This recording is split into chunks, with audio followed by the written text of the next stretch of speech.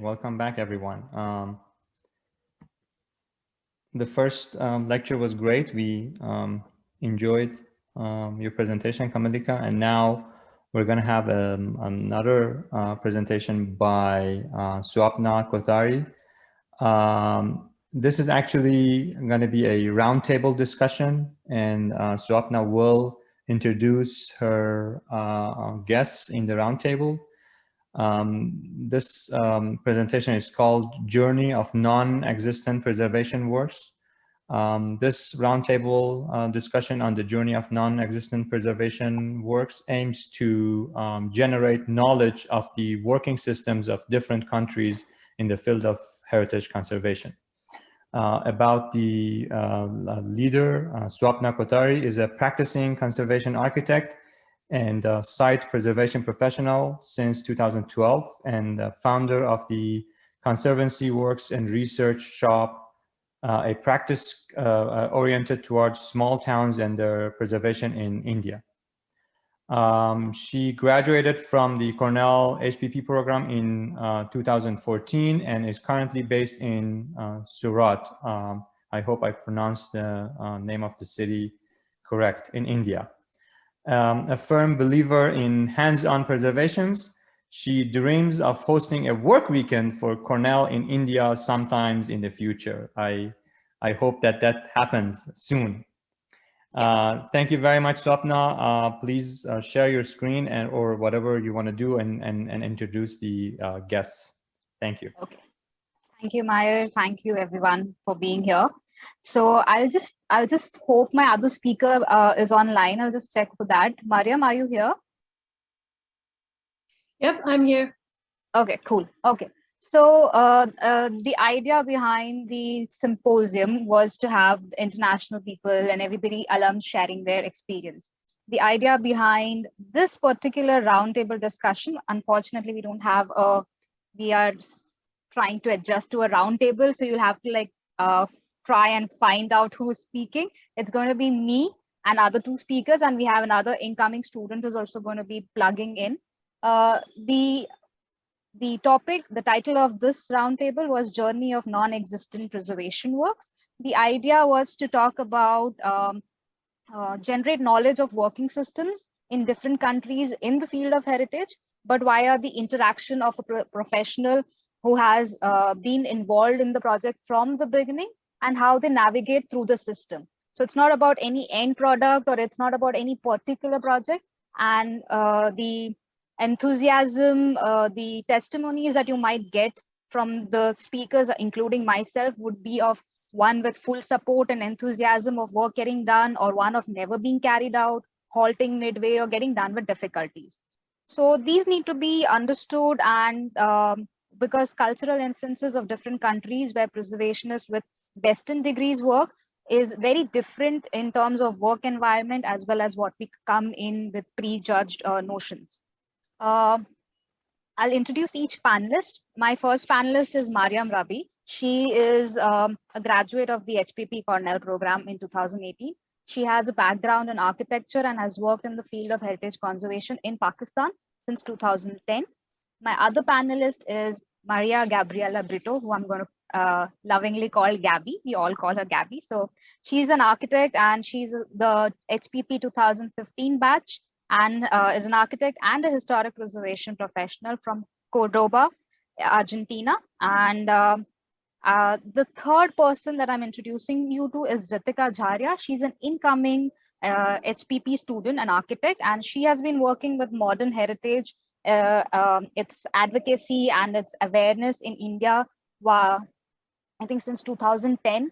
So the program is getting a very interesting student lineup. So the idea behind this was to have her incorporate what we will be discussing over here. Sorry, we have no visuals, but the setup is going to be in such a way that there are 5 sets of questions.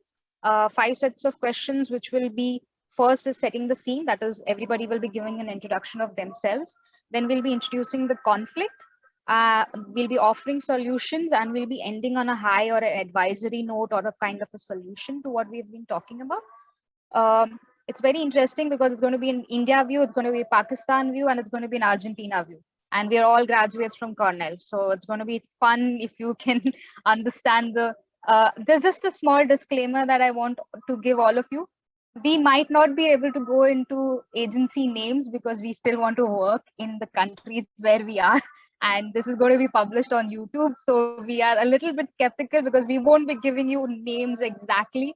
But yes, it will be mostly anecdotal and it will be kind of fun for all of us. Okay, that is what I hope. So the first question that I had for, and I'll start off by giving the question as well as introducing myself. It's about what are we as professionals and what is my work. So I've been working as an individual since 2016 in India, prior to which 2 years I was working with the National Trust for Historic Preservation in USA. For my internship during my Cornell program, I was working for a World Monuments Fund project in India. And then after coming back, I have been working mainly as a consultant to government agencies, non-profits, the defense agencies, and private individuals. I'm currently involved with site building research, documentations, and the most controversial of all, condition assessments and estimations. And I have my own practice, like Maya kindly introduced me. My other roles are for built heritage, and I'm an academic also. So I have a couple of people who I try and send and push to Cornell, but it doesn't turn out always. So this is what my background is. Mariam or Gabby, can you take over? We'll go with Mariam and then we go with Gabby, if that's fine. Sure. Hi, everyone. So I graduated from the HPP program in 2018 and rejoined the Khan Trust for Culture in Pakistan as a consultant. I was involved in developing conservation proposals for various projects in the historic walled city of Lahore. I worked with members of the community, government officials, craftsmen, and donors. I was also part of the editorial team as well as a contributor for a recent high quality publication called Lahore, a framework for urban conservation, which I will hopefully be discussing a little more in my presentation. I am currently visiting faculty at the Beacon House National University in Lahore, where I teach conservation and architectural history. And in 2020, I co-founded and I'm a managing partner there now at a multidisciplinary practice called Studio Lahore. We specialize in architecture, landscape, and interior design, as well as historic preservation. Thanks.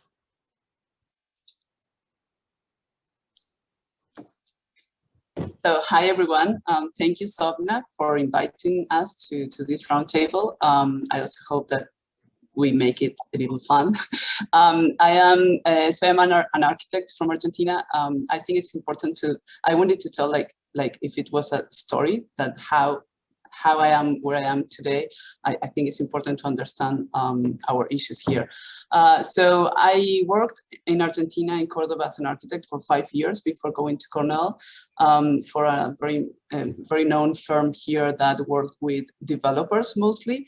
So I think one of the things that set me for finally studying history preservation was perhaps having to deal with issues like assuming that, for example, a historic marble masonry staircase could magically move to accommodate a very nice hotel lobby, or perhaps to assume that it's more important to have a nice golf course instead of protecting a historic rural landscape designed by a very famous architect. So those are the kind of things that told me, okay, stop doing this, and you have to move to another place to learn other things. So during Cornell, I had the opportunity to work at the municipality of Ithaca, collaborating with the historic preservation planner there. And then after that, I worked at a restoration architecture firm in New York City. So I was fascinated, I was thrilled. And then I came back to Argentina and I hit the wall many times. I had my doors open on the academia. I was able to work as an assistant professor. I am actually an assistant professor of teaching history of architecture also. And I am an academic coordinator of a newly created master program in heritage systems. But in the professional realm, I I mean, there were no restoration offices in Cordoba, in my city. It's a secondary city in the country. There was no possibility to enter into a public agency. That is what I wanted to do, because there are no open positions. And the individuals, I mean, the only people that worked in preservation in my city are individuals, academically related. They're all professors, and they just don't want anyone new to enter the small circle. So I got it. So I finally decided to start working by myself, and that was very hard work. I had to do a lot of networking. And finally, after 4 years, I got involved into a very nice project. That is something that I will be talking tomorrow, but some of the things that I will be mentioning today are because of that. I got to work with, as a historic preservation specialist, working for a construction company that won a bid on a UNESCO World Heritage Site project. So that's it. Thank you, Gabby. So I'll just continue from there. The other part that we were just talking about is how we get involved in these projects. Like you might have guessed by now, with 3 ladies going to countries that you might have heard a lot of different things about in your from wherever you've heard about, maybe social media or popular news channels around. The idea behind getting involved and getting involved as an individual is very difficult, and that is the concern that I wanted to bring about. That is how we as individuals bring this concern down to the table, and how do we approach and work with different stakeholders. So Kamalika left on a very nice note where she talked about speculative actions. Speculative actions as in where do these preservation works come across? Do they actually get down to getting done? And how do they happen? And which stakeholders are you involved in? So the next part of this roundtable was we discussed about we're going to discuss about how we are involved with stakeholders. That is, how do different stakeholders react to different stages of work. For me, I got involved when I came back to the country. I'd done hands-on preservation work in the US. It was completely 2 years hands-on preservation work and a lot of like banging nails and doing all of these stuff. So for me, I was not viewed as a female working in preservation. But when I came to the country, I realized that I had to work with, if I had to get work in preservation, I was going to work with the national agencies. So my first work and my most primary works that have come via the Archaeological Survey of India. And it's very interesting because for me, during these stages of works, how it is very different in involving public and private agencies. Obviously, the answer A is like up there, high up there. But then we've started realizing that it's not only about money. How do you manage your money with time? So when I'm working with the ASI, I cannot give them a particular time. I cannot give them a particular money amount. I have to be telling them that this is the work that they need to get done in this stage. It's phase-wise work. If I'm working with the National Defense Agency, for instance, these are all ministries. These are all like central level. If you want to have a comparison, it's like national level, and what we work is at local level. So my practice is generally focused around small towns, but I work with the national agencies who give me work in these small towns because they cannot come down. Now, when they cannot come down, there arises a lot of different fun aspects, such as they don't know how many holes are there in the dome, which is 70 feet above a building.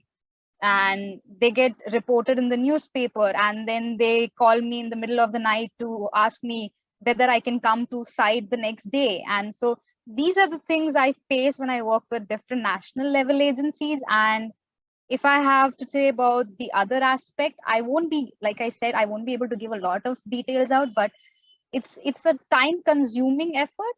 When you work with different stakeholders, you need to understand what level they come from and what level are you going to provide them work with. So it's up to you. How do you give them work, and how do you tell them this is how they get it done? So for me right now, working with stakeholders, be it a non-profit, be it a national agency, be it a local municipal organization or a non-profit, each one has a concern of time and money. Obviously, there are other aspects which come into, like the realtors, whose property is it. So like all these aspects come into concern. Mariam, on to you. What happens in Pakistan? So So in Pakistan, basically, generally speaking, residents of historic properties, especially if they're located in the historic walled city of Lahore, they come from generally low-income households, and basically decades of neglect and lack of support from public and private agencies both has resulted in the distrust of conservation professionals and others involved in the improvement of their environment and quality of life.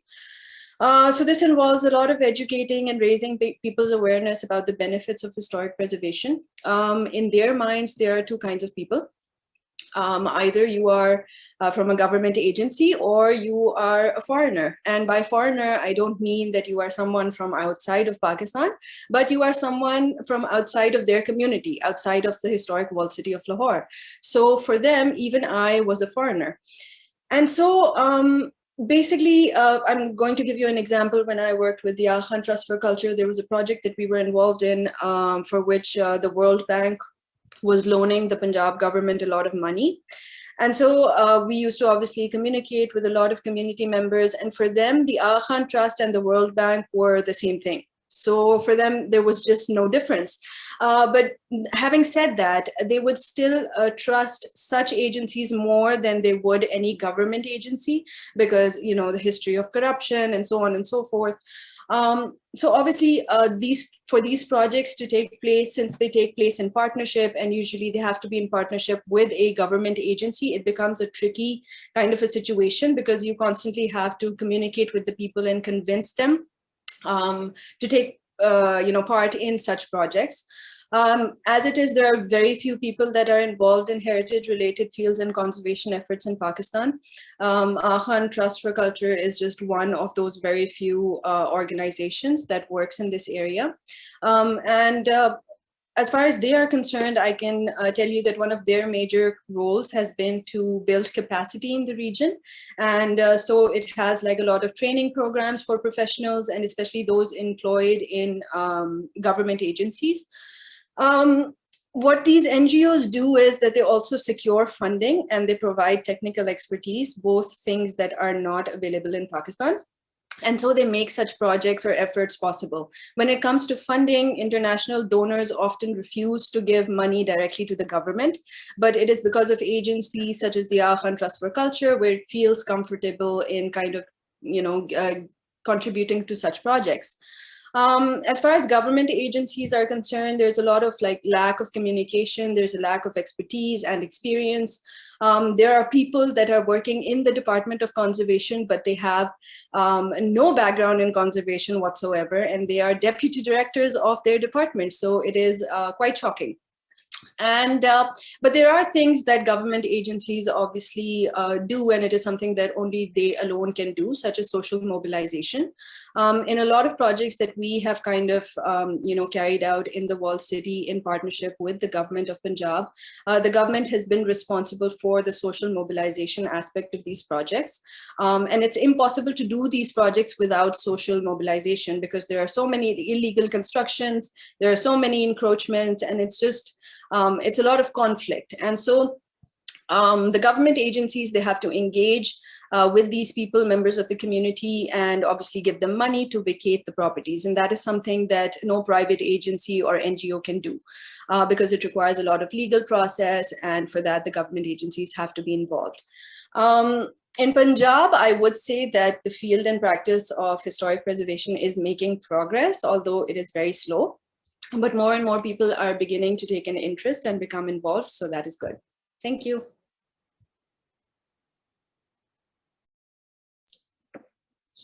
Okay, so in Argentina, the things are similar in some aspects, different in others. One of the main things that I see as a problem here is the strong centralization that we have in the country. So it is a very different situation if you talk about historic preservation in Buenos Aires, that is the capital of the country, than in the interior cities, like we call them the interior provinces and cities. So we have this, talking about government agencies, this strong centralization is very strong. The National Commission of Monuments that we have delegates per province, but these delegates are individuals. I mean, people that they designate for political issues, and there is like a lack of communication with the agencies, with the local agencies, and these delegates, there's like a lack of communication there that makes everything very difficult. Then we have provincial agencies, and then in the municipalities, we have, for example, in Cordoba City, we have a departmental fragmentation. I mean, history preservation is foreseen by 2 different departments that they do not actually communicate very well. So, and these 3 levels, national, provincial, and municipal, the 3 levels in this secondary city, as it's called, they show scarce budgetary resources. They show lack, I mean, quote unquote, of human resources. I mean, there are human resources, but not for cultural things, which leads to government inefficient regulation. I mean, there are lack of regulation of these sites, difficult or almost non-existent access to public information also. You currently cannot access to see what are the historic designated properties in the city, because they are updating the list since I came back, I think. And that's why they cannot publish it, because they're in the process of updating it. So those things lead to very difficult way of working.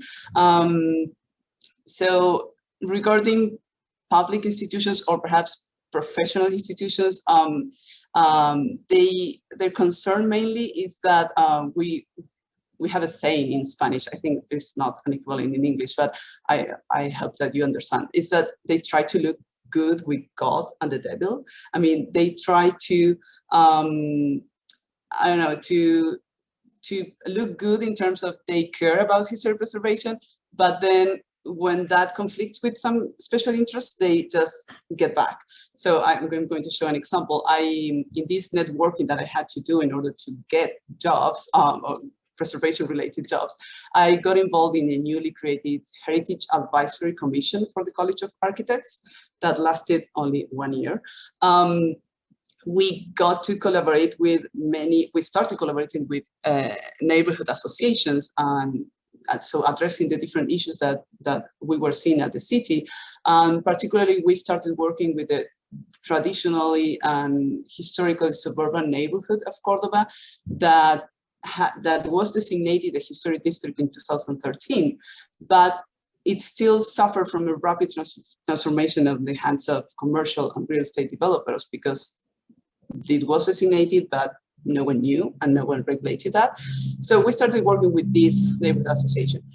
We did like a survey sheet. We started working with them. We went to meetings, and the day that we put our foot on the neighborhood to start doing the survey, I was very excited about this. I can't tell you how excited I was. I was going to survey a neighborhood in Argentina. I was very happy. And the president of this advisory commission came, and she said, "I'm so sorry, guys, we cannot do this." The president called me not to do this because there were some political issues involved, because the people that lives in that neighborhood, they're very influential, and some of them, they were not interested in this happening. So that was all. I mean, the commission was lost. No one, I mean, we all lost interest. All the hard work that we had been doing, we couldn't actually do anything. So that is one of the examples. Then private companies, the concerns are time and money. I mean, I think answer A, we can say, is basically here. They just, for example, construction companies, they are not very specialized in restoration, but they got involved in these projects, and they offer very low bids. So they just win the projects, and when they start working, of course, there are a lot of unforeseen issues that appear in the historic site, and they just ask for additionals, and that makes a very hard way to actually get a project moving forward, because it always stops because of money, because of time, because something new arises that it was not on the tender documents, or etc. Regarding private individuals and architectural professionals especially, it's like Mariam said, they do not want anything to do with historic designation. It's a burden. They don't receive any support from any agency. They lose rights or possibility of developing these sites or or these houses or these properties, etc. So they really don't trust preservationists. They don't want to do anything to do with that, and so that is what I've been seeing in these years that I've been here in the city. That's actually very true, because for the fact that when you mention that projects they stop midway, or they stop right at the crux of when things are going to happen, is wherein these different ideas of what we call as stakeholders, or what we call as concerns of dealing with stakeholders, or what the question was all about was, how are you involved with stakeholders? A public agency in India is, like Kamalika earlier mentioned, very concerned with only a monument. A private agency is concerned with its image, like Gabby mentioned. It's about how my image is going to look like. I'm going to be good with the God, but when the devil comes, I'm going to be I'm going to be running the other way. I'm not going to show my face. And private individuals and private contractors who bid for particular projects, they just have money in their mind. It's like money runs everything. I think, Michael, you're smirking inside, but you're very right. Money does matter.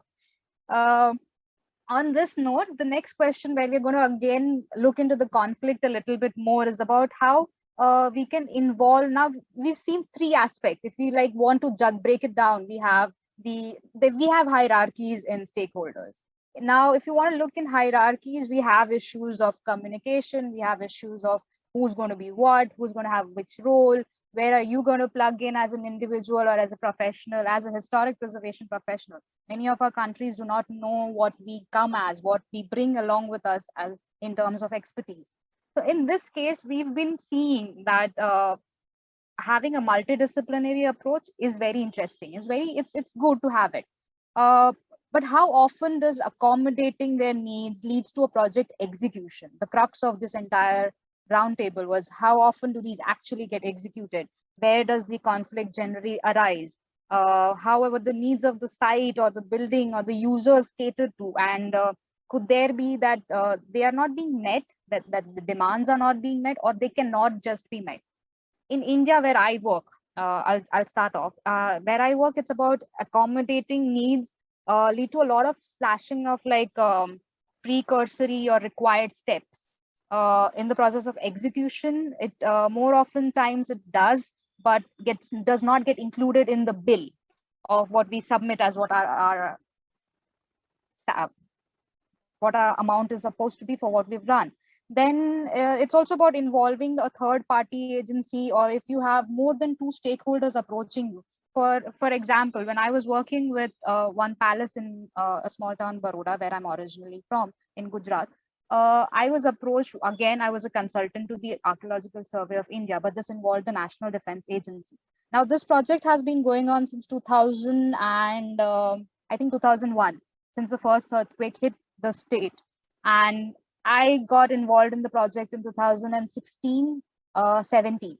And I've been involved in the project since 2016 and 17. And I've been approached by multiple hierarchies from both agencies at different times, asking me to submit the same report that I had done in 2016. I'm still being asked to submit the same report in 2021, which is very concerning, because after my first documentation, the grand staircase that led me to the top floors had fallen down after a heavy downpour. So it becomes a very big problematic issue about where am I accommodating whom and what am I trying to accommodate? Am I trying to accommodate the building?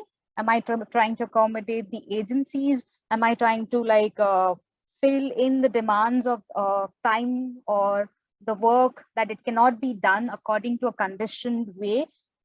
Is money the problem? Is order of work the problem? Like the National Defense Agency in our country, all of them have their own engineering departments. And like Gabby and Mariam rightly pointed out, many of them do not like us preservationists. I mean, we are like a thorn in their side.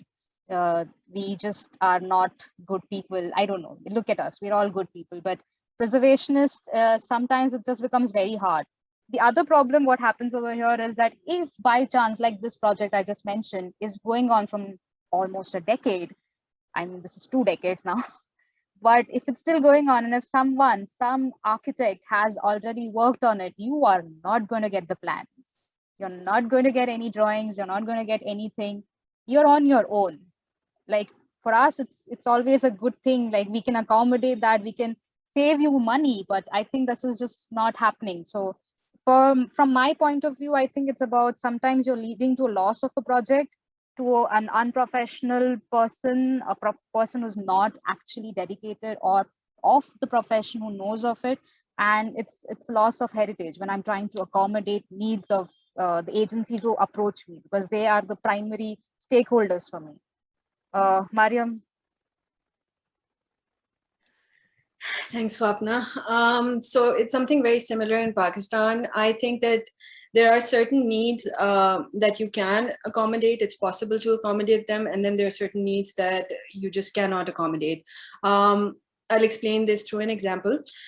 For example, if a building is residential and it is located in the historic walled city and it is supposed to be rehabilitated, and the users, the residents, require improved infrastructure or increased toilet facilities, that is something that, yes, can and to a certain degree should be incorporated in the conservation plan, because obviously these are changes that improve the historic building and support its new function. And, as long as it remains in function, it remains in use, you are also kind of, ensuring that it remains maintained as well.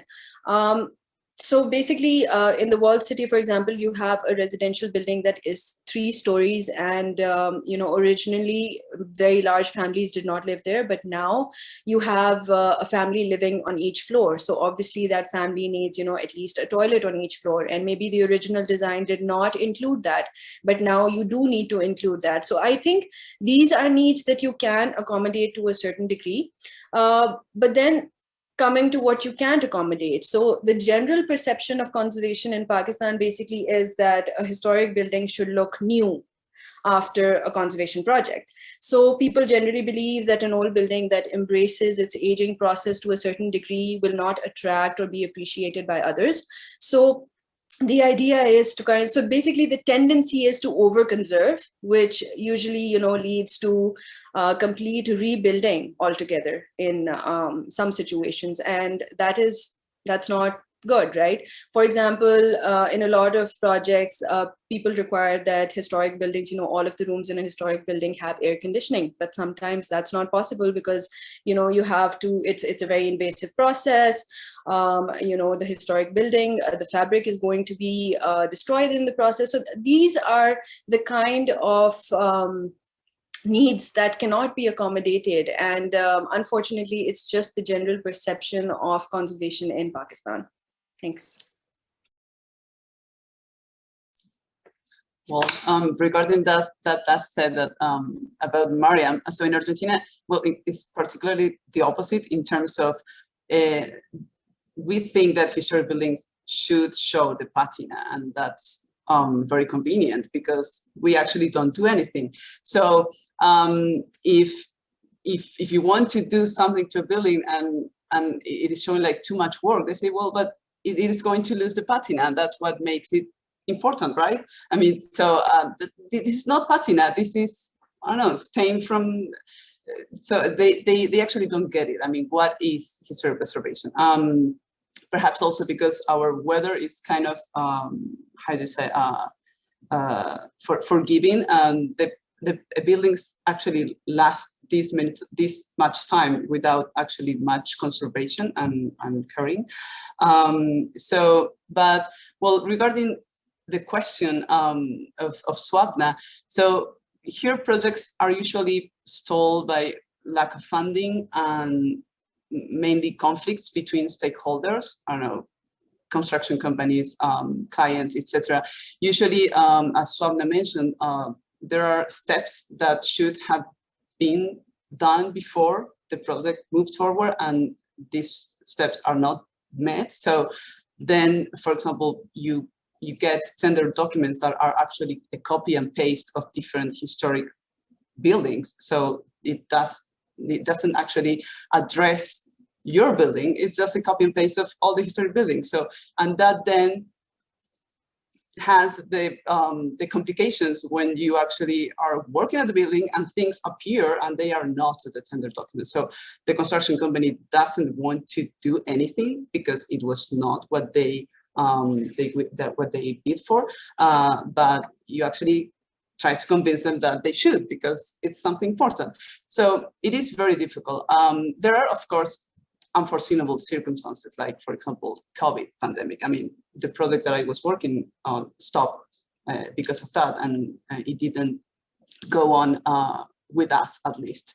But there are some questions that are not so unforeseeable. For example, finding archaeological findings when you're working on a historic Jesuit site. It's kind of obvious, right?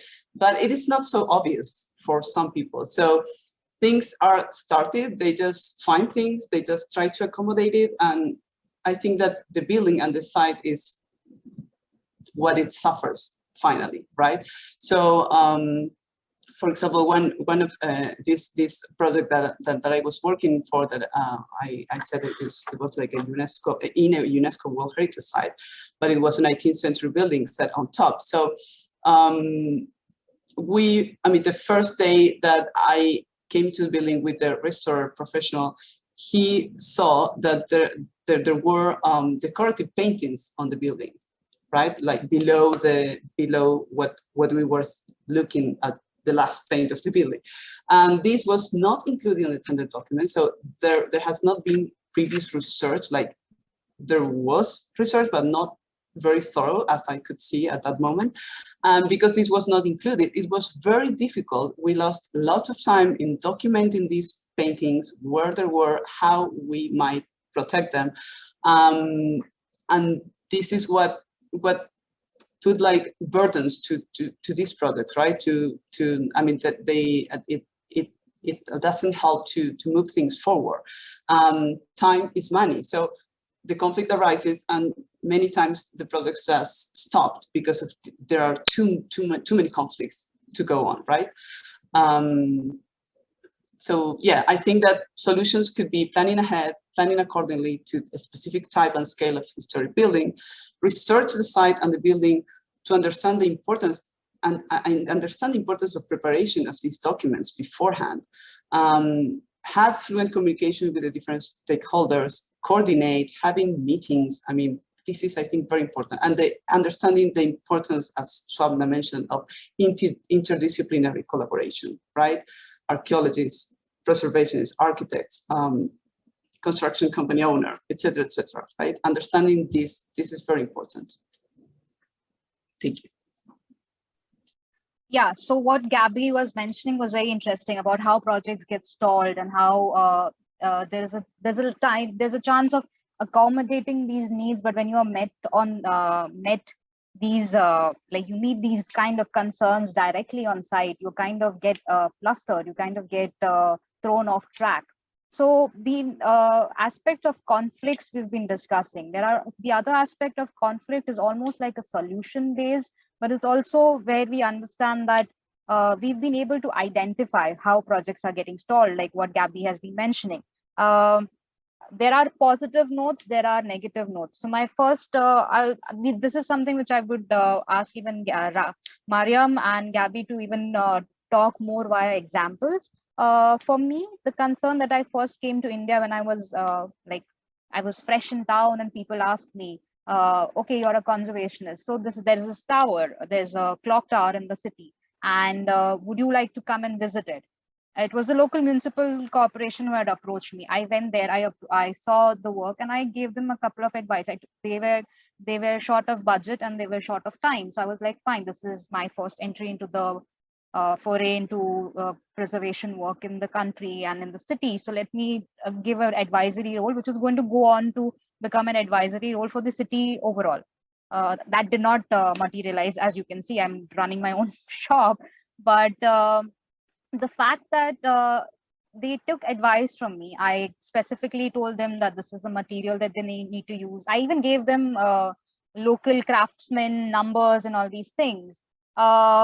And just before the other evening, there was a meeting that I had to go to. I said, let's visit the site. It's in the old city area, like we call our inner cities, we call them old cities. It's congested, it's narrow roads, and you can find all these beautiful buildings around the place. I decided to move around and see what happened to the site. I went there and I saw that they had completely gone against whatever I had prescribed. It was not a matter of time, it was not a matter of finding someone, it was just a matter of calling them. So if, because I could not pick up the call for one instance, I go back, and it was like a morning to evening time. In the morning I was busy, I was in another meeting, and by evening when I go to the site, it was completely cement plastered. And so these things stall your growth, these things stall your foray of conservation works into what you're trying to do. The other aspect over here where I would want to mention in particular terms in India is, we do not, I'm very glad that Kamilika showed all the community approach and all these things.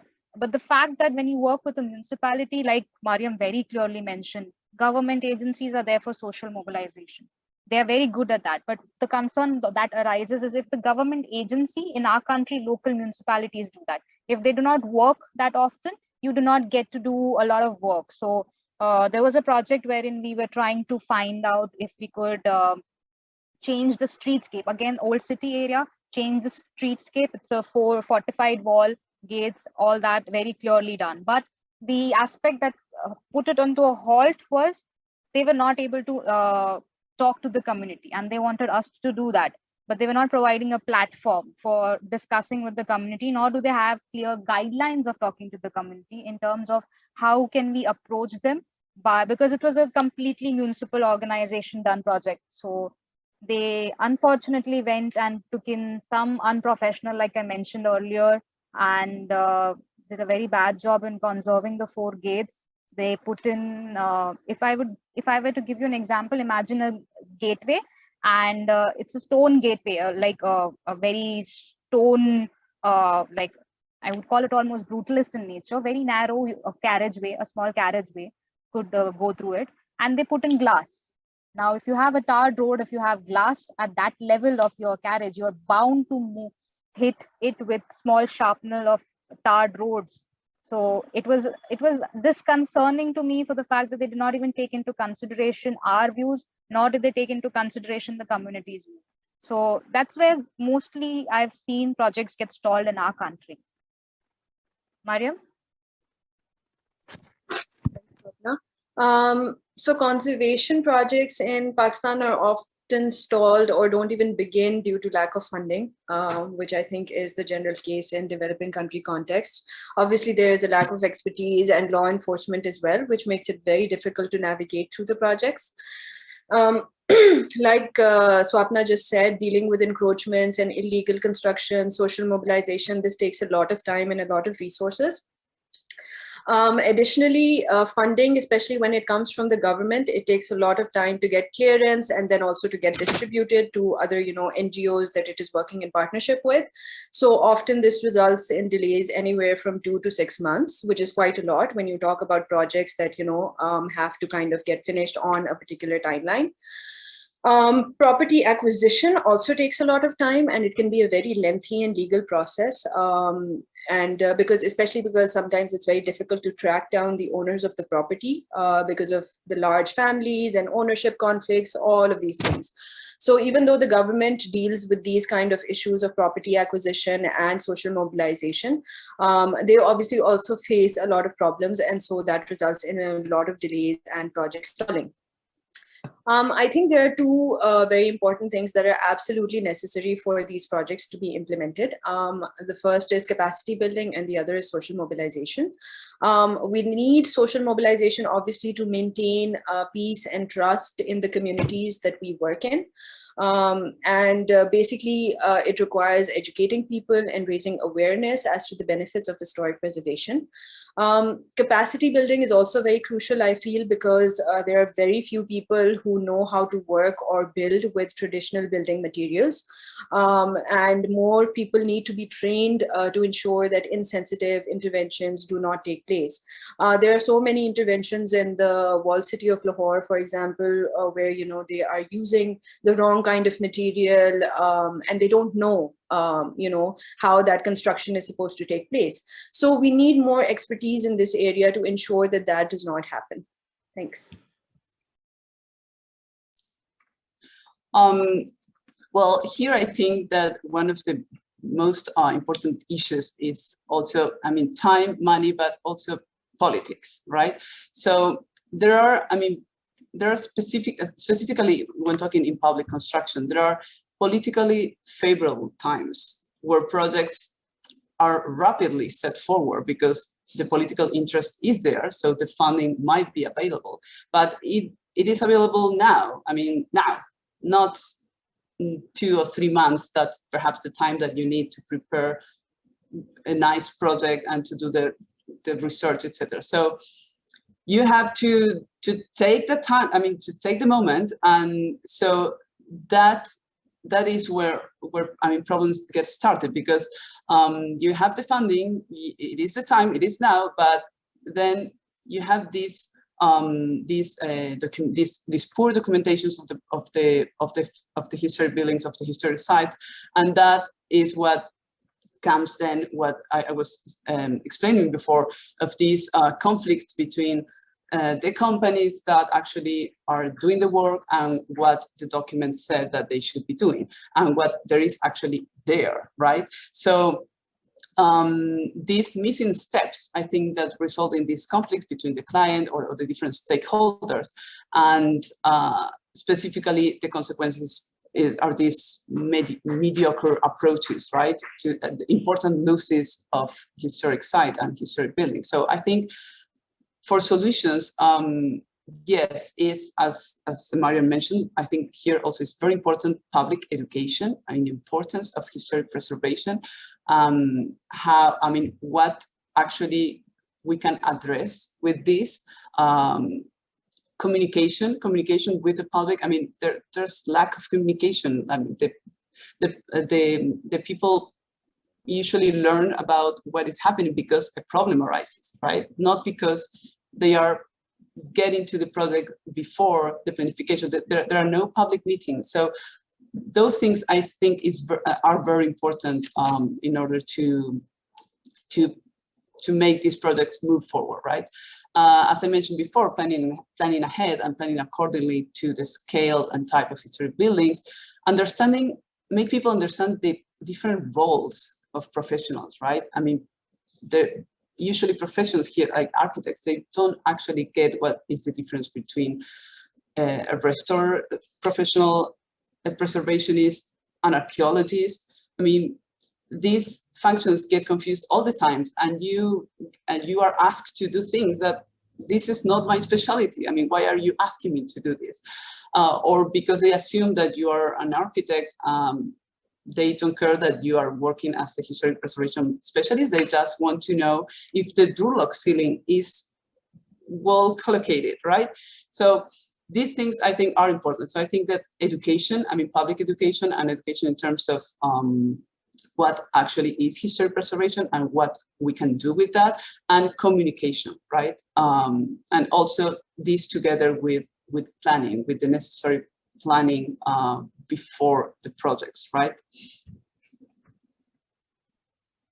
Okay, so we're running a little short on time. Our last question was actually, last discussion was something related to an advisory or a notes for the future kind of a thing, wherein we were discussing amongst ourselves, like we face almost the same problems, but the sequence changes. The sequence changes around our problems, and it comes in different intensities in different countries. So we came across a couple of things wherein, like, we'll just breeze through it, Mariam and Gabby, if you don't mind, because I think there are questions from the audience. Like, what could the HPP program offer more to our international students? Please take it with complete freedom of expression, Michael. Do not take it as any other way. But we would definitely like that. Like in my case, we had an excellent time. No offense to any history professor or anything, but we got to learn about our country in a different way. So like freedom of global realities or global approaches in the courses that we take at Cornell. Mariam, I think Michael's going to kill me. Sorry, yeah. So I think historic preservation education generally needs to become a lot more multidisciplinary, and it needs to form connections with other departments and fields such as archaeology, anthropology, policy development, etc. Things that you and Gabby have already mentioned. I think we also need to teach professionals how to engage with different audiences. For example, communities, government officials, defense departments, individuals from the private sector. It's all about communication. But it's very important to remember that while all of these people, their goals might be the same, but their motivations are completely different. And, those motivations we need to either know, or we need to find out a way to find that out, because unless we know what their motivations are, these projects become very difficult to navigate through. For example, what happens when a community member becomes aggressive? You have conflict resolution over there. I think these are topics that need to be kind of covered in historic preservation education. Government officials, for example, at least in Pakistan, they are used to a certain kind of special treatment. And so, what you should know how to handle yourself in that situation, right? If you offer a government official a cup of tea or a cup of coffee and some biscuits, it might very well be possible that they would listen to you a lot more than they would otherwise, right? So they're just small things, but I think these motivations and getting to know these motivations of these different stakeholders is very important and part of the historic preservation education. I think we also need to have meaningful discourse when it comes to practicing historic preservation in developing country contexts such as Pakistan. I mean, how do you protect and preserve without, law enforcement, proper agencies, lack of awareness, scarce documentation? These are all very serious, issues that we face on a day-to-day basis. So I think our education also needs to kind of bring that in. Thanks. Sure, I agree with all the things that Swapna and Mariam said. Just to make it short, yes, I mean, context of, limited or non-existent preservation legislation or there is legislation, but it's not actually regulated. Difficult access to public information, that is very important. The first thing that I did when I came here was to go to the municipality and ask for information on a historic property. And they keep looking at me like, what are you asking for? I mean, we don't have that. So those things are important to know beforehand, I think, just for the purpose to, be prepared. I think how to engage with different audiences, as Mariam said, is very important. I was thinking perhaps of, I wish I had taken classes of the art of negotiation. I mean, how do you negotiate with different stakeholders? Politics. I think that politics is very important, especially in countries like in South America. So also classes like legislation and economy that we had, I think they should would have like an international also panorama, perhaps studying different countries or the countries where different students are from. So I think that could be also important. But yeah. Yes, so I think the gist of it was politics and economy, and preservation should be like another kind of the art of negotiation and the art of understanding politics and economy in the developing world can be inculcated more in our understanding of how preservation works in our parts. Meyer, on to you. We have a lot of examples, but we were told not to show any visuals because it would have taken away from a lot of things. Because yeah, we have wonderful images. Maybe for the next symposium, we'll show you all our images. Mariam and Gabby will be showing them. But thank you very much, Swapna, Mariam, and Gabby. There is a question in the chat if you want to address that first, or Taran, if you want to talk a bit and ask a question in person.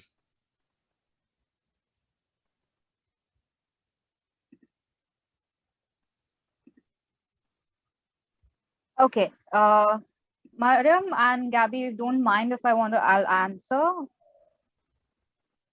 Yeah. So Tarun, the idea of urban development and urban changes actually depend, because we are a historic preservationists over here. We kind of see the historic fabric first, and then we try to amalgamate. If you attended the earlier presentation before us, we try to amalgamate what actually matters. So even in works, when works start happening, apart from academic projects, when works start happening at a professional level or at the ground level, like we call it, we try to find out which one takes the bowl, which one becomes the bowl. If I were to give you a very basic example, which one becomes the bowl, then what are the other ingredients? Like which one takes a tablespoon, which one takes a teaspoon, and which one needs to be added at the last, and which one needs to be stirred in continuously. It's like saying sugar doesn't get into the water unless and until you keep on stirring it. And if it's hot water, it gets very quickly done. So the idea of development happening on urban levels is very interesting for the fact that in each country, we have a different concern. If it's a community level, like Kamalika showed in her area, it was you have to involve the community. For me, when I was working with the local municipality, an urban level project needs stakeholders, but they need to sit on the same bench and they need to have the same stool. No one can get a higher stool. If a higher stool comes in, it becomes problematic, and that's wherein individual identities and things like the pandemic and everything will bring a urban project to halt.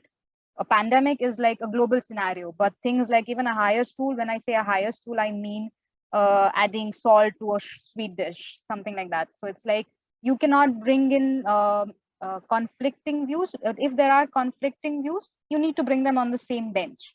This is more stakeholder oriented urban projects. Urban projects need a lot of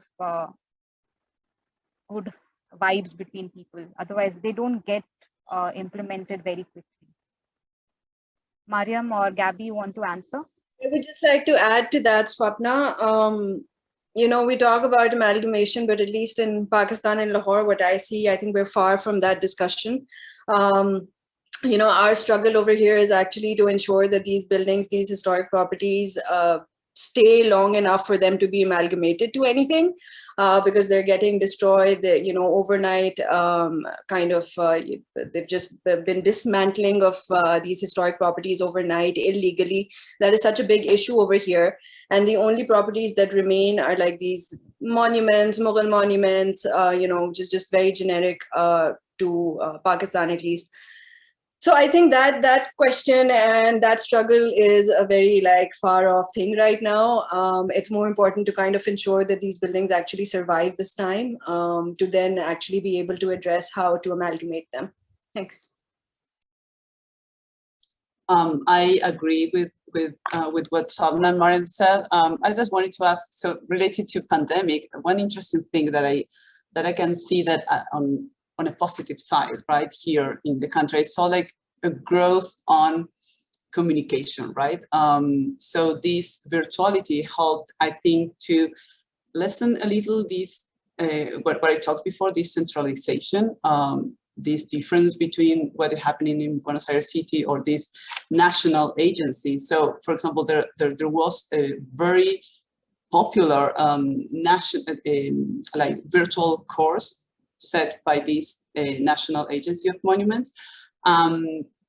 Lots of people from the whole country participated on that, and it showed historic monuments on sites for all the country. And the people at the agency, they expressed their surprise to how many people were interested in these topics. And we were saying, yes, because we are here. So it is not only Buenos Aires. So I think those are very important things that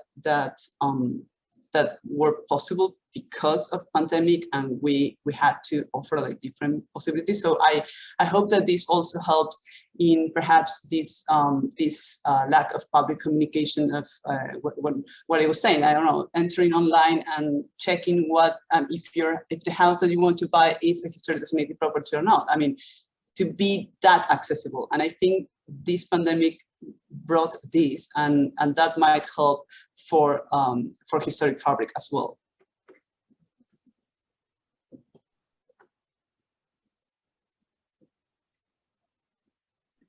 Thank you. I think Michael has a question. Michael, please. Thank you all for your comments. I'm going to offer a solution, which will take a little bit of work on your part. And I think I have a solution because in addition to what I've been doing in historic preservation, of course, I've been dealing with the real estate students every year for the last 8 years. And over 50%, generally 75% are foreign students. The International Cases and Contracts course that I taught this past term, was all online because the Baker program in real estate was all online. There was no in-person teaching. Those people who were in the preservation program requested that I teach in person, and I did so as well as online. But the real estate program only gave me the option of doing it online, which means that all the material for the 16 countries that I monitor across the world is online, all of the material. Now, this doesn't quite touch Pakistan, but it does include India in several cities. And it does include other countries in the world that would be of interest because, oh, and by the way, it does occasionally do Argentina. I've done Brazil or Argentina or both, and Colombia and Peru. We have an incoming student who has just landed at JFK. He's just texted me from Lima, Peru. The reality is that I think I'm going to offer to you who are distant the same course, right? But it will require that you read about one another's systems. Now, the reason I'm saying this is that this university in general has, as we know, Miriam knows, no real understanding of Islamic finance, right? Sharia law is not known, and yet it's important, right? The reality is that most American students who might want to be interested have no idea of the evolution that is ongoing in Chinese law, right? And you have to understand the evolution of the Chinese law and the Chinese finance, though Chinese preservation mechanisms fit within that, just as in Miriam's case or in the case any country, they're nested. The institutional arrangements are the same thing that affect real estate development in general. The reality is the new buildings are falling apart just as the old buildings are falling apart because the institutional relationships in the societies are, in a sense, warped by virtue of comparison. The dirty little secret for the Americans is that the reason we have so much money flowing into this country is the foreign direct investment from other countries that are less stable has essentially made this place the only bank that anybody can depend on. And it's in real estate, the money is being poured. How do I know this? Because students in real estate come in with a visa that is a business visa, not a student visa, as their families from China and India will purchase a business visa.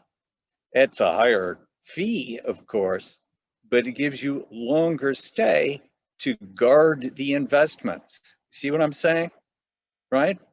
You're absolutely, all of you, correct. Answer A is essential, but answer A is related and fundamentally linked to the other answers that are other parts of the curriculum, and that is the other parts of the curriculum, not just the economics and finance, but the legal constructs, which are completely different. Now, I do this with the real estate students in ways in which they have never imagined, right? Because putting them together, right, as you know, The average Chinese student doesn't know what the average Indian student knows about their country, right?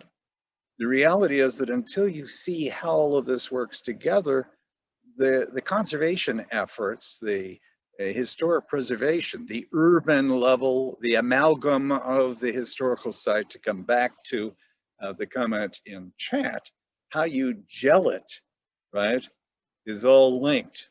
So this is a conversation we will continue to have, because I'm interested in essentially not only bringing everybody to India, right? That'd be so much fun. You know, Sylvia, are you still here? Sylvia Augusta, we did a trip to India once upon a time. It was a short trip, a limited trip, but it's possible after we're all vaccinated. Everybody gets vaccinated, right? We know that problem, right? That in a sense, Yeah. make the trip. We have a long time to go. We all can get vaccinated and then all can come back a decade later. And I'm sure the palace I'm working on will be right there under the same agencies. And I'll be the person there. So we all can do a hands-on work month instead of a work weekend. I think I'm gonna visit with vaccines. It's the easiest way to do it. Right? I'm gonna be the Advanced Doctors Without Borders delegate. Enough for me. Ashima, you wanna talk about your point in the chat? No, I think Mehad, that's all good. I'll follow up with them individually. That's fine. I don't want to take up too much of the time. Thank you. Thank you, Ashima. Okay, great. Thank you all very much, Swapna, Mariam, and Gabby. This was a great conversation. We're like 20 minutes behind our schedule, so let's start with the third presentation with No Brick.